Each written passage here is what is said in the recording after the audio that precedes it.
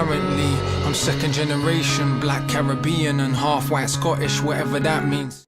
I wanted to share with you an amazing book that I read earlier this year called Natives by Akala. I've always admired Akala, apart from the fact that he is a true rags to riches story. He is extremely talented and gifted, and he shares his talent through rapping and poetry, and his social commentary is just incredible. He comes from a working class family, mixed race, grew up in North London. He's similar to many of the students in our school. Natives is a really, really good book. I recommend you read it. The day I realised my mum was white, I returned from primary school upset. My mum tried to figure out why, but I was reluctant to tell her. After some coaxing, it emerged that a boy in the playground had called me a particularly nasty name. As I was finally about to spill the beans, a strange thing occurred. I said, "Mum, the white boy," and trailed off before I could complete the sentence. I looked to my mum as a profound realisation hit me.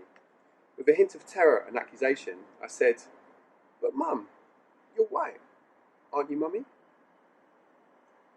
Before this moment, my mum was just my mum, a flawless superhero, like any loving parent is in a 5-year-old's eyes. But I sensed that something about that image was changing in the moment, something we could never take back. I wanted to unask the question. I wished I'd just pretended my day had been fine. I was mad at myself. My mother's expression was halfway between shock and resignation. She'd known this day would come, but the directness of the question still took her aback. This was my earliest memory of a racist insult directed at me.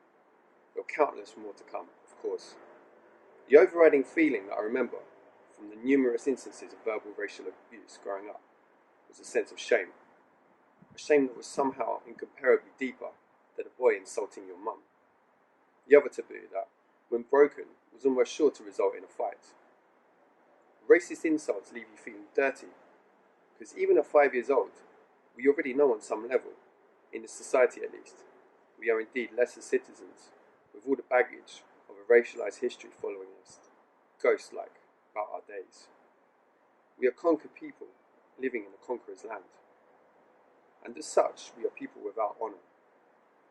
At 5 years old, we are already conscious of the offence caused by our black body turning up in the wrong space, and have begun to internalise the negative ideas about blackness so present in the culture. I was angry at the boy for his words, angry at the world for breaking my innocence, for making me aware so painfully early that my mum and I were not the same, and never would be again. Perhaps I already knew this before that day, and was in denial. Perhaps this day was just a confirmation, rather than a revelation. Looking back now, I feel shame for the other boy's parents. What kind of parent teaches their 5-year-old child to think and act this way? The reproduction of such anti-human, racist ideas is, to my mind at least, child abuse. But as racism is so endemic, we tend not to see it that way. From that day onwards, my relationship with my mother was not just a relationship of mother and son, but of a white mother to a black son.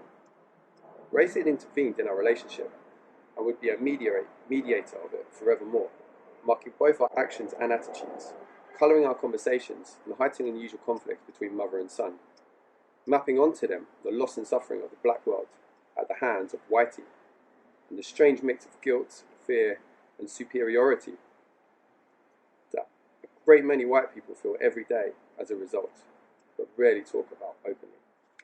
As a father to 2 mixed-race children, it's really important for me to understand the challenges that black people face, especially when they're growing up.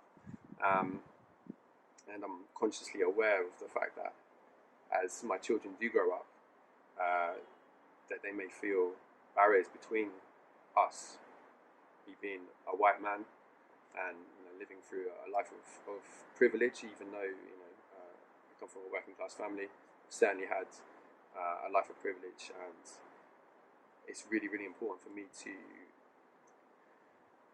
keep my mind open about the challenges that they will face, to try and understand how I can support them when they're growing up, and to build our relationship. Thanks for listening.